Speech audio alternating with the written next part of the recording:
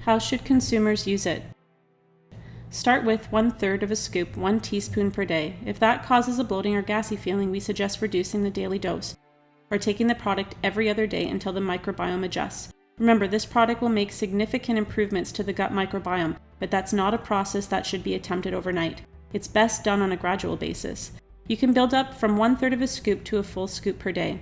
While many customers find that the average daily dose of a single scoop of MSPrebiotic per day helps them meet their digestive health goals, some may choose to use 2 to 3 scoops a day depending on their condition.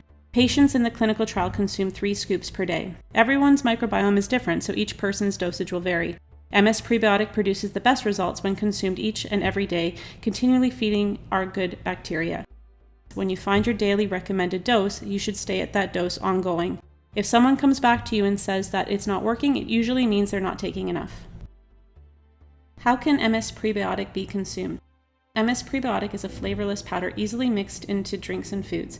Some examples include blended smoothies, pressed juices, granola cereals, oatmeal yogurt, dips like hummus, salad dressings. I find it's very easily mixed into water. It's an insoluble fiber, so it doesn't clump. It just lightly settles in water. It can be taken any time of day, morning or night, and we recommend not putting it into anything too hot, as if it was to boil, it would break down its properties.